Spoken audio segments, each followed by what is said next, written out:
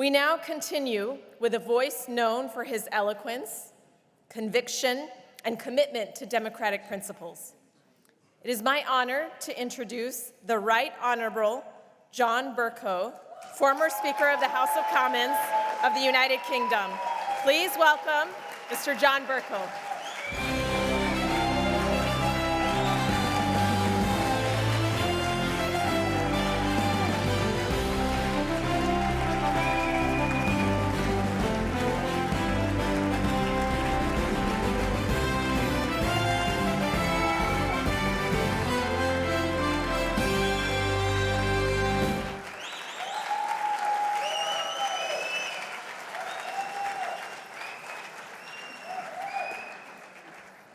Thank you for the unparalleled warmth and generosity of the welcome you've just extended to me, to which I don't know whether I'm equal, but I'll strive my level best. Let me say, Ambassador Sands, Congressman Kennedy, other distinguished dignitaries here present, and of course, paying obeisance and massive respect to Secretary of State Pompeo.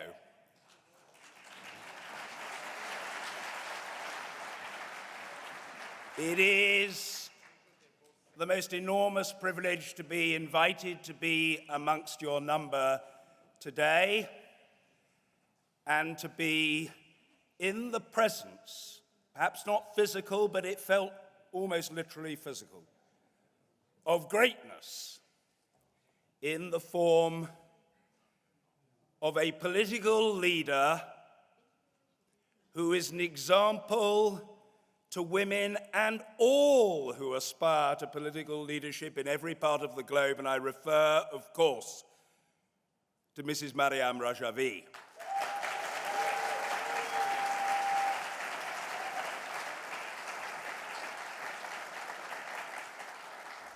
Part of the joie de vivre, the raison d'être of continued life at my age, is the occasional opportunity to experience something for which I can find no precedent.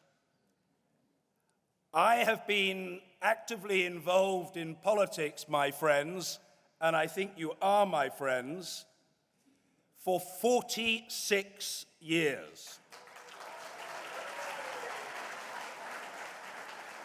I've been very privileged to attend meetings, seminars, congresses, conferences, and conventions in virtually every part of the world, and periodically been privileged to be invited to address them.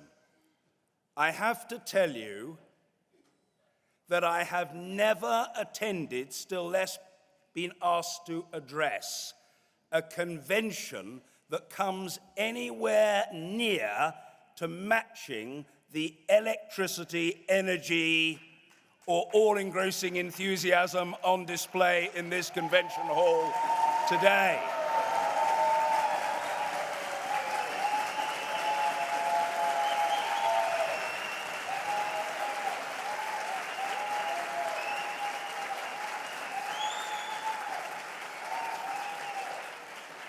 And in addition to saluting each and every one of you from the bottom of my heart, I want to say this: I've been present for every single moment of this great convention. I don't say that because I'm proud of it. I've been fortunate, lucky, privileged to be, and I think two tributes are in order. First, to the NCRI for conceiving, organizing, and facilitating with almost military precision and clockwork efficiency the best convention I've ever attended.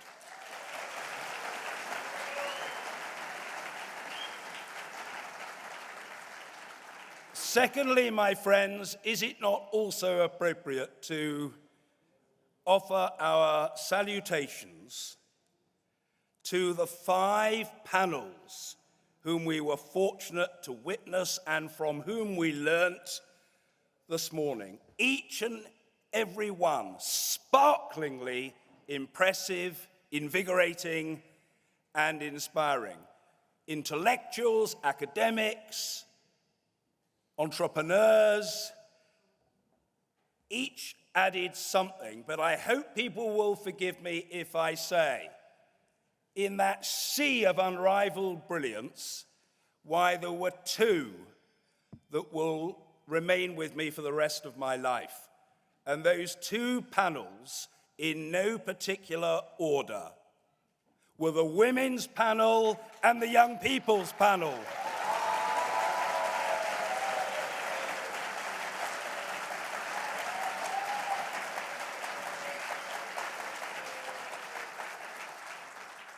People who've suffered, people who've refused to accept defeat, people who have kept going, being positive, radiating enthusiasm, demonstrating commitment, doing the hard work, standing by others.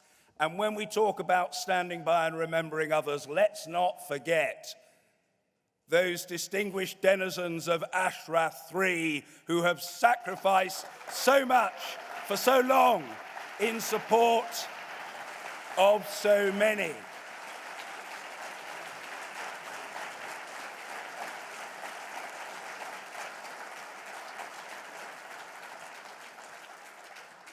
There are many others from whom you wish to hear and from whom you will hear.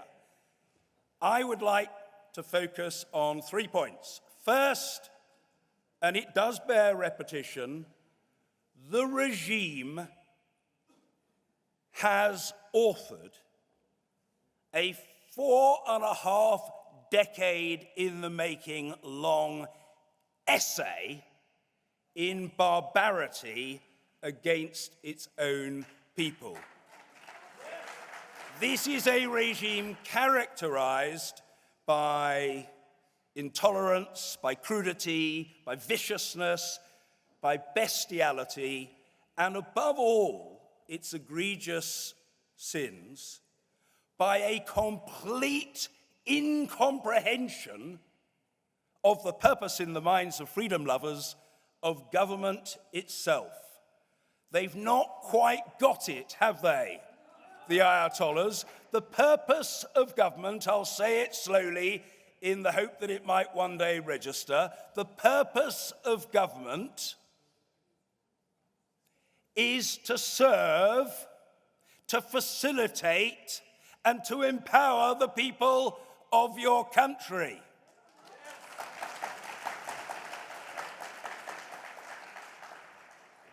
Khomeini and his motley band of execrable thugs think that the purpose of government is to attain power for self and then to repress, to dominate, to terrorize, to intimidate, and to subjugate the people. They just don't get it, never have got it, never will get it. That's why they can't be improved, they have to be removed.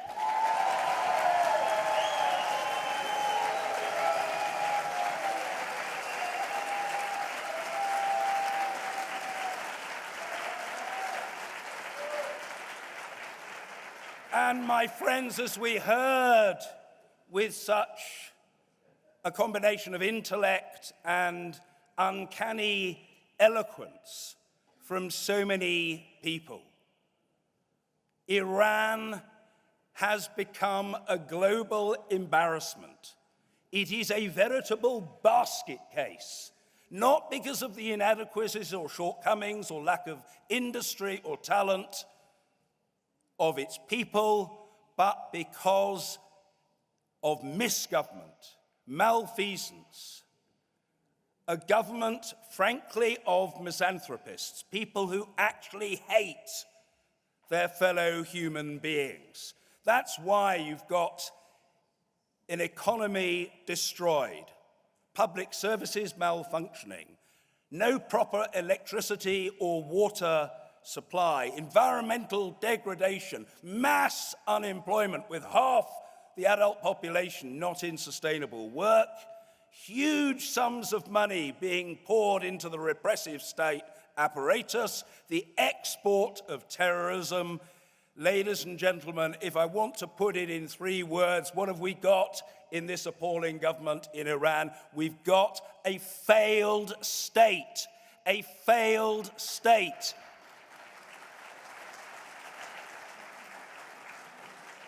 And that's why we know, as Secretary Pompeo has said, and as I've heard Ambassador Sands, from whom you'll hear again, say on previous occasions, it is nonsense on stilts to think for a moment that there is no alternative. Of course there is an alternative. And the alternative isn't to appease, because these people don't respect weakness. They shudder only at a display of strength. So before I turn to the heroes in this debate and the sources of succor and encouragement and positivity as we move forward, allow me to focus on my second point, and that is what the alternative isn't. My friends, I don't want to be too unkind, but that gives me a little bit of scope. The alternative is not son of Shah. No way!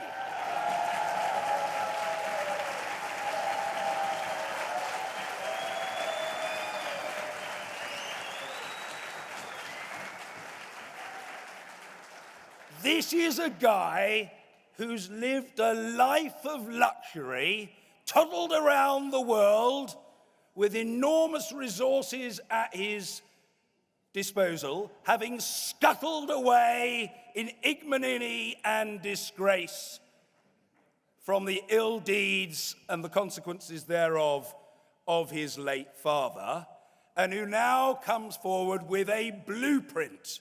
How jolly decent of the chappie, for the future of Iran.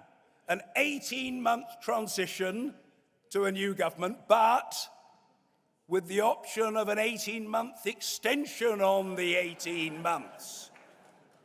And this is a fellow who, in all solemnity, without even a titter or so much as a smile of embarrassment etched upon the contours of his visage, he proposes to have the lead role in the appointment of the head of the executive branch, the head of the judicial branch, and indeed the head of the legislative branch. You know, it's sounding awfully like an old monarchy. I used to think this chap thought he was the prince over the water. Perhaps he reckons he's the king over the water. I know not. You know, the sheer audacity, the temerity, the cheek, if I may use, as my late father would have done, an old Yiddish expression, the chutzpah of the man, the insolence of it, the brazenness of the conduct, and the complete absence of any capacity for self-reflection, self-awareness, consciousness of the absurdity of putting himself forward as an alternative for the country. I say to Mr. Pahlavi, sir, I don't know you personally. I've borne up stoically and with fortitude over the last 62 years without having made your acquaintance, and I dare say I shall continue to put one foot in front of the other in my remaining days on this planet. But I hope I can say on behalf of all of you in this hall, Mr. Pahlavi, you have an undistinguished past behind you. You have an undistinguished future in front of you. Don't call us, and you can be absolutely guaranteed and sure in the knowledge that we and the people of Iran will not call you.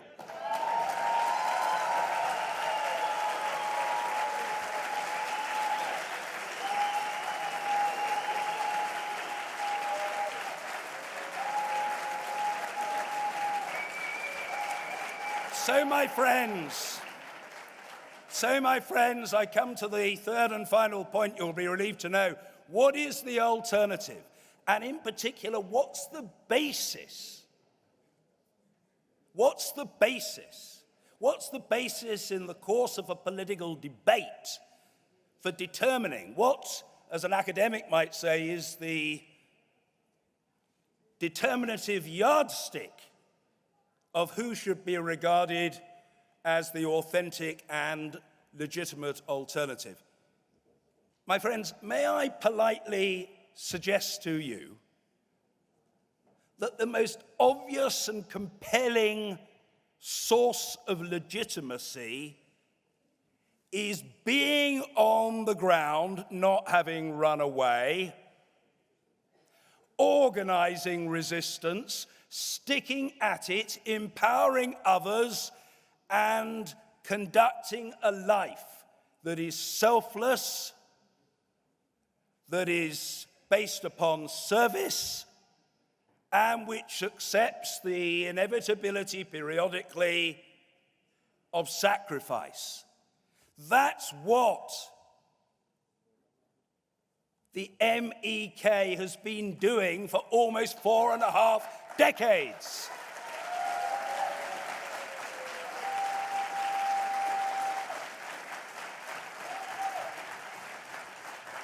That's why 100,000 of those wonderful human beings have been slaughtered by the regime, because they stand up to it.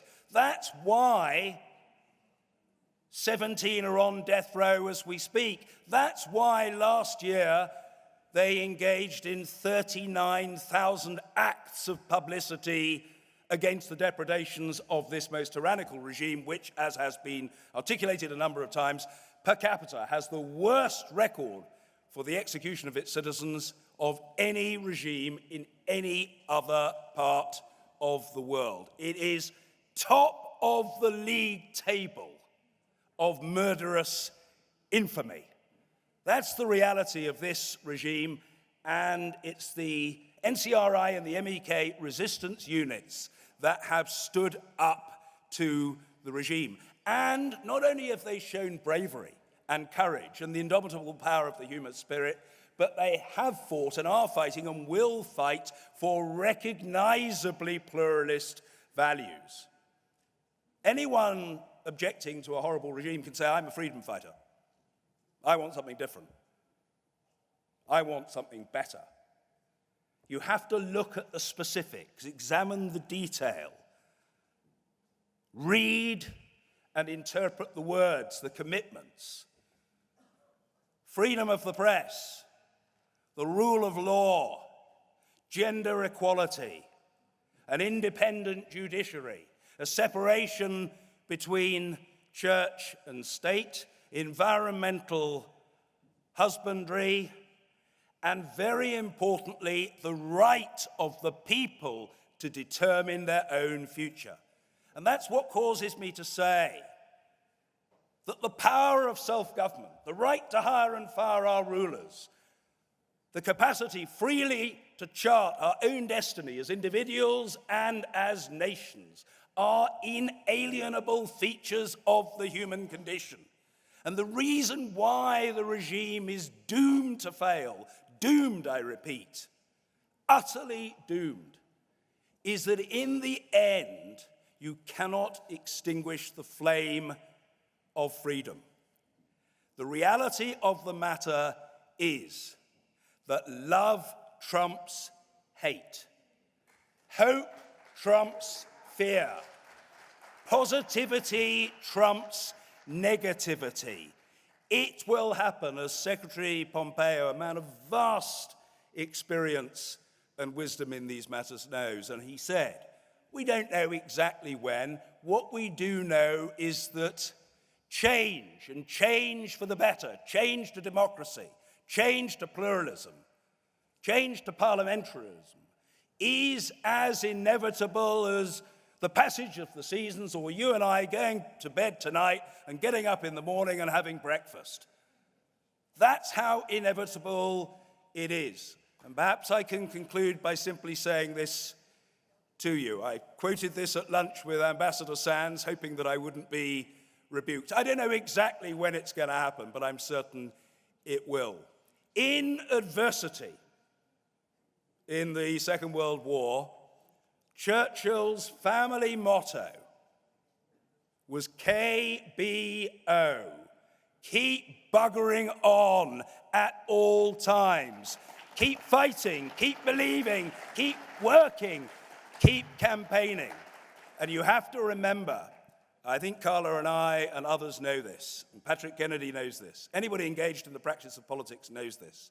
In politics and campaigning, and our young friends who perform so brilliantly will know this, quantity, persistence, and above all, repetition are even more important than the quality of your arguments. Now, of course, the arguments must pass muster. They have to withstand scrutiny. They have to be up to it. They've got to be honest, truthful, credible, deliverable, supportable. But it's a huge mistake to think you can say it once, get it accepted, have it done. It doesn't work like that. You have to keep going on and on and on. And we who support you, and the people of Iran I know, the people of Ashvath 3, all of you, will go on doing so until the people of Iran enjoy the freedom, the democracy, the rule of law, the independent judiciary, the gender equality, and the separation of state and religion that we have so long enjoyed and they have too long been denied. In short, my friends, we will win, and nothing on earth can stop us winning. Thank you.